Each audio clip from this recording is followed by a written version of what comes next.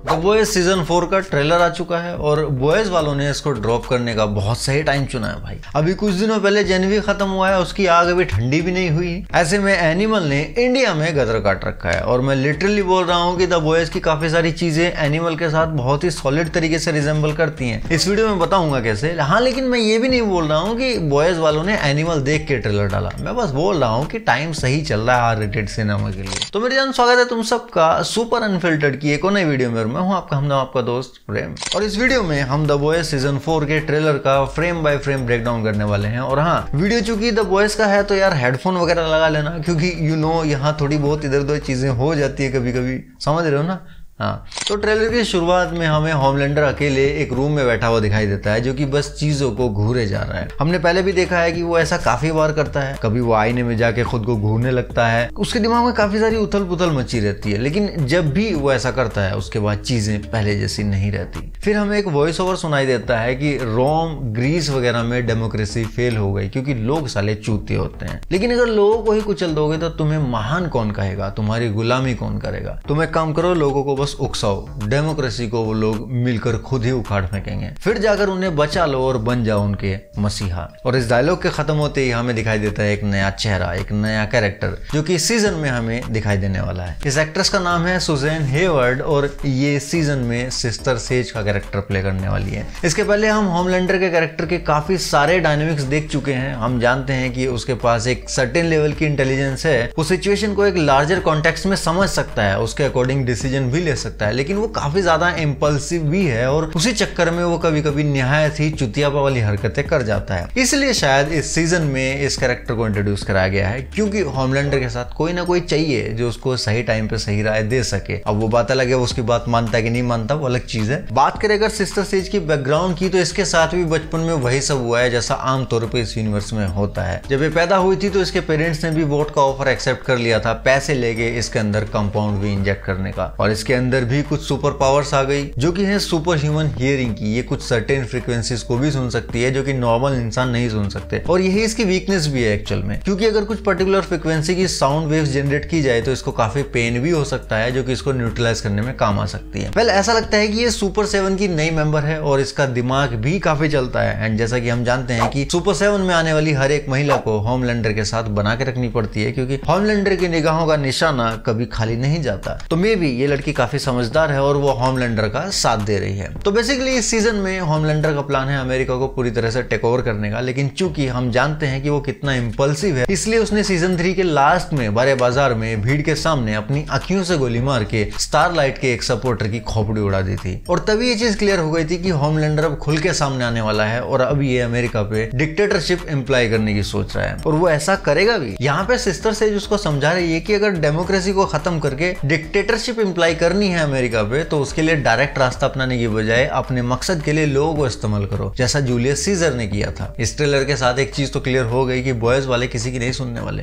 वो हर एक सीजन के साथ और ज्यादा बावले होते जा रहे हैं, उनके अंदर का एनिमल बाहर आता जा रहा है। इस सीजन में होमलैंडर मोस्ट प्रोबेबली हमें फुल हिटलर मोड में दिखाई देने वाला है। अगर ट्रेलर की भाषा में बात करूं तो फुल जूलियस सीजर वाले मोड में दिखाई देने वाला है। और टेक्निकली कंपाउंड वी की वजह से वो एक तरह से इमॉर्टल भी है, उसकी नेचुरल डेथ होना नियरली इम्पॉसिबल है। तो ऐसे में वो एक फॉरएवर डिक्टेटर के रूप में खुद को देख रहा है। और वो खाली अमेरिका तक ही सीमित नहीं रहेगा, बल्कि अमेरिका को टेक ओवर करने के बाद उसका नेक्स्ट स्टेप होगा पूरे वर्ल्ड को कॉन्कर करने का, विद द हेल्प ऑफ साम दाम दंडन भेद। यहाँ पे सिस्टर सेज ने होमलैंडर को बुद्धि दी कि इलेक्शन की आड़ में अपना खेला खेलो, लोगों को आपस में लड़वाओ, दंगे कराओ और फिर खुद मसीहा बन के एंड में उन्हें बचाने पहुंच जाओ। ये कुछ ज्यादा फैमिलियर नहीं लग रहा है सुनने में।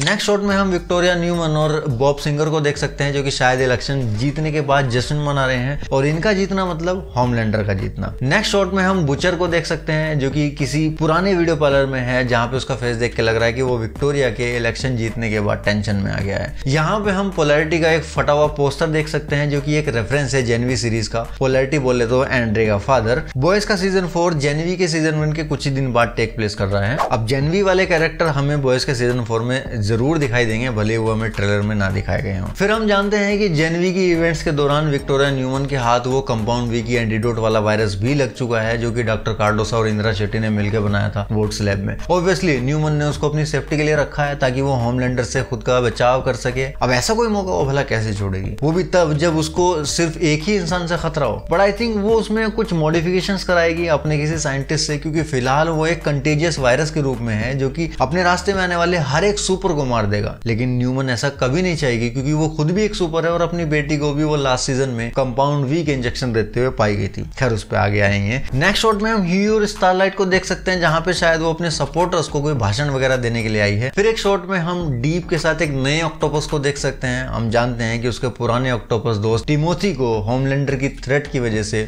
उसे खुद ही डिनर के रूप में खाना पड़ा था, लेकिन यहाँ पे उसने अब एक दूसरा ऑक्टोपस पाल लिया है। नेक्स्ट शॉट में हम बुचर और माँ के दूध यानी कि मदर्स मिल्क को देख सकते हैं, जो कि कॉमिक कॉन की तरह ही किसी ट्रूथ कॉन नाम की इवेंट को अटेंड कर रहे हैं, जहां पे शायद किसी तरह की कॉन्स्पिरेसी थ्योरीज को हवा दी जाती होगी। क्योंकि इनके जस्ट पीछे हम एक पोस्टर नोटिस कर सकते हैं जो कि एक कॉन्स्पिरेसी थ्योरी बयान कर रहा है कि CIA ने सोल्जर बॉय को कैप्टिव करके रखा हुआ है और वो असल में मरा नहीं है। एंड इंटरेस्टिंगली ये चीज सच भी है, हमने सीजन 3 के एंड में ये चीज देखी भी थी। फिर हम किसी कॉफी वेयर हाउस में फ्रेंची एंड किमिको को देखते हैं, जो कि शायद किसी चीज की इन्वेस्टिगेशन कर रहे हैं। एंड नेक्स्ट शॉट में हम वोट इंटरनेशनल के कंपाउंड में भीड़ जमा देख सकते हैं, जिसमें होमलैंडर और स्टारलाइट दोनों के सपोर्टर्स आमने सामने हैं और सिक्योरिटी होने के बावजूद वो लोग आपस में भिड़ जाते हैं। लेकिन ध्यान देने वाली बात यह है कि सबसे पहले होमलैंडर के सपोर्ट गैंग का कोई आदमी अटैक करने के लिए आगे आता है, वो भी बैरियर को फांद के। ऑब्वियसली ये उन्हीं 4-5 लोगों का हिस्सा है जो भीड़ में घुस के कांड करके निकल जाते हैं और बाद में फिर पूरी भीड़ बदनाम हो जाती है। यहाँ पे दोनों तरफ के सपोर्टर्स कुत्तों की तरह एक दूसरे पर टूट पड़े हैं, जिसको देख के स्टारलाइट डर जाती है, लेकिन होमलैंडर खड़ा मुस्कुरा रहा है, क्योंकि वही तो ये सब चाहता है। उसके पीछे उसी का तो दिमाग चल रहा है। वो चाहता है कि उसको बस मौका मिले यहाँ पे मसीहा बनने का। और नेक्स्ट सीन आता है सरप्राइज के साथ, जहाँ पे हमें होमलैंडर और उसके बेटे रायन के साथ ब्लैक नोयर भी खड़ा हुआ दिखाई देता है, यानी कि ब्लैक नोयर भी इस सीजन के साथ वापस आ रहा है। लेकिन अगर तुम हैरान हो कि ऐसा कैसे पॉसिबल है, तो तुम्हें बता दो कि कॉमिक्स में इस चीज का एक्सप्लेनेशन दिया हुआ है। कंपाउंड वी की हेल्प से किसी भी डेड सुपर हीरो को वापस से रिजरेक्ट किया जा सकता है, लेकिन वो पूरी तरह से जिंदा नहीं होता। वो काइंड ऑफ एक माइंडलेस ज़ॉम्बी में कन्वर्ट हो जाता है, मतलब सिर्फ उसकी बेसिक फंक्शनिंग काम कर रही होती है, उसकी हायर इंटेलेक्ट नहीं। और शायद वही सीजन 4 में ब्लैक नोयर के साथ होने वाला है। लेकिन लास्ट ईयर जुलाई में शो के प्रोड्यूसर एरिक क्रिप्के ऑलरेडी कंफर्म कर चुके हैं कि ये कैरेक्टर ब्लैक नोयर नहीं है, बल्कि ब्लैक नोयर 2 है, जो कि पोर्ट्रे भले ही सेम एक्टर कर रहे हैं, लेकिन ये एक whole new and really interesting and hilarious character होगा। तो मे भी यहाँ पे इन्होंने ब्लैक नोयर को रिजरेक्ट नहीं किया है, बल्कि ये कोई दूसरा कैरेक्टर है। खैर शो में हम इस चीज की एक्सप्लेनेशन मिल जाएगी। यहाँ पे सिस्टर सेज को भी उसकी सुपर हीरो कॉस्ट्यूम में हम नोटिस कर सकते हैं, और साथ ही यहाँ पे एक और नया कैरेक्टर मौजूद है जिसका नाम है फायर क्रैकर। ये कन्या यहाँ पे कोई शो कर रही है जिसका नाम है the truth bomb with fire cracker. Well हम जानते हैं कि इस ट्रुथ बॉम्ब में कितना ट्रुथ होगा, सब तो वोट अपने हिसाब से प्लान करती है। बेसिकली ये भी कोई वैसा ही शो है जैसा हमने जेनवी में देखा था टेक नाइट को होस्ट करते हुए, जिसका इस्तेमाल वोट अपने काले कारनामों को छुपाने के लिए करती है। बस इस शो का फॉर्मेट थोड़ा दूसरा होगा। नेक्स्ट शॉट में हम एक वियर्ड सी कन्या को केमिको पे अटैक करते हुए देख सकते हैं, जो कि एक्चुअल में विक्टोरिया न्यूमन की बेटी है, जिसको उसने खुद से कंपाउंड वी की डोज दी थी लास्ट सीजन में। अब यार देखो, ऑब्वियसली ये कंपाउंड वी है तो एक तुक्का ही। अच्छी पावर्स मिल गई तो अंधे का तेर बिटोड़े में, और चूतिया पावर्स मिली तो गई भैंस पानी में। नेक्स्ट एक शॉट में हम क्वीन मेव को एक नई कॉस्ट्यूम में देख सकते हैं, लेकिन जिस तरह से सीजन 3 के लास्ट में उसका फेयरवेल हुआ था, उसको देख के लगता नहीं कि वो वापस आने वाली है, और मैं पर्सनली चाहूंगा भी नहीं कि वो वापस आए। एक तरह से उसका कैरेक्टर आर्क कंप्लीट हो चुका है। अगर उसको वापस लेके आते हैं तो या तो उसको बहुत बड़ा एक आर्क प्लान करके देना होगा, या तो ये फ्लैशबैक का कोई सीन है, या फिर ये कोई दूसरा इच्छाधारी कैरेक्टर है जो डिफरेंट सुपर्स की फॉर्म में यहाँ पे कोई शो कर रहा है। मे बी जैसे हमने हॉकाई सीरीज में एवेंजर्स का शो देखा था रोजर्स म्यूजिकल, वैसा ही हो सकता है यहाँ पे 7 म्यूजिकल चल रहा हो। भाई ये लोग कुछ भी कर सकते हैं। पिछले सीजन में जैक स्नाइडर की जस्टिस लीग लेके आ गए थे, इस बार कुछ तो नई पैरोडी लेके आएंगे ही। फिर एक शॉट में हम एक और किसी डुप्लीकेशन पावर वाले बंदे को देख सकते हैं, जो कि पता नहीं स्टारलाइट का सपोर्टर है या हेटर, क्योंकि पूरा टेक्स्ट पढ़ा नहीं जा रहा है उसकी टी शर्ट वाला, जिसको देख के माँ के दूध की फट जाती है आंखें।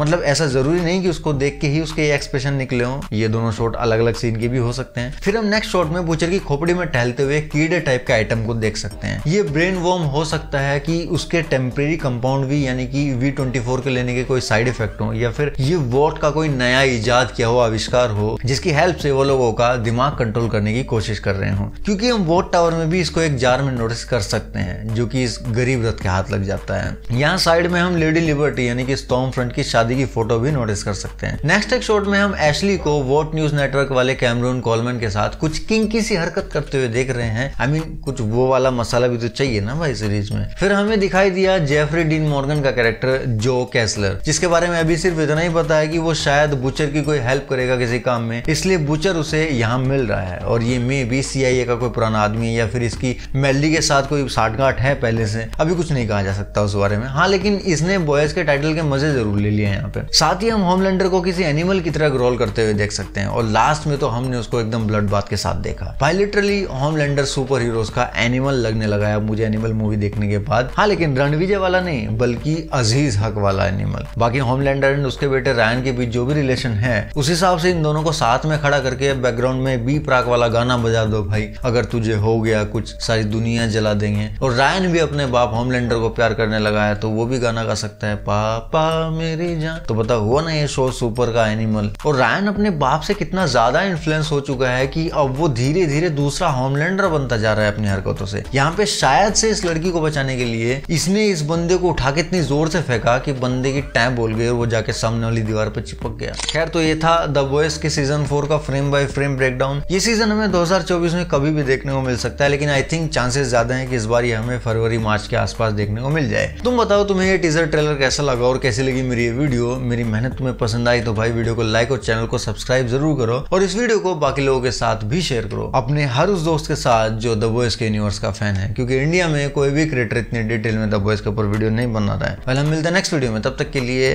सायोनारा।